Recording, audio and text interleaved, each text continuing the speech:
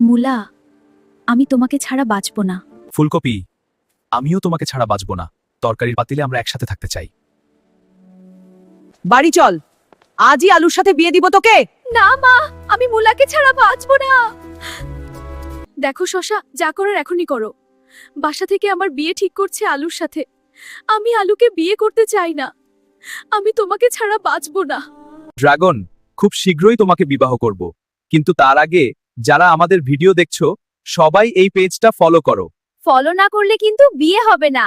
আলুর বাচ্চা, তুই এমনিতেই সব তরকারিতে ঢুকে পড়িস, এখন আবার আমার ফুলকপির দিকে নজর দিচ্ছিস। তোকে সাবধান করতেছি, ফুলকপি থেকে দূরে থাক। তোর যা খুশি কর, আমি ফুলকপিকে ছাড়বো না। ফুলকপি শুধুই আমার।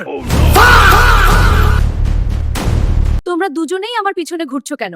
আমি তরকারি না যে আমাকে ভাগাভাগি করে নিবা।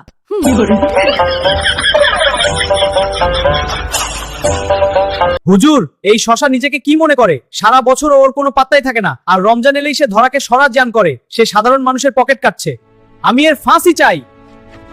হুজুর, দোষ আমার না, দোষ মানুষের রুচির। ইফতারিতে আমাকে ছাড়া তাদের চলেই না। এটা কোনো আইন? আমার অর্ডার, অর্ডার! শশা মিয়ার অহংকার আর সহ্য করা হবে না।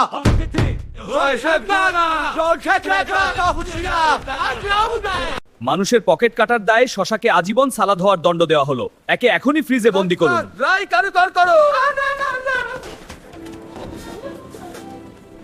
স্যার, আমাকে ছেড়ে দিন, আমার কোনো দোষ নেই।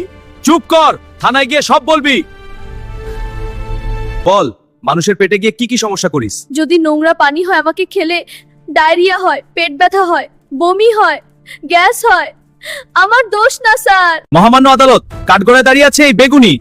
রমজান আসলেই এর চাহিদা অনেক বেড়ে যায়। এটা সত্যি নয়। প্রমাণ আছে, দেখুন এই কাগজপত্র। কিন্তু একে খেলে পেটে গ্যাস সৃষ্টি করে। আমি নির্দোষ। এই বেগুনির শাস্তি চাই। হ্যাঁ, শাস্তি চাই। বেগুনির রায় ঘোষণা করছি। এই বেগুনিকে পুরো রমজান মাসে জেলে থাকার আদেশ দিচ্ছি।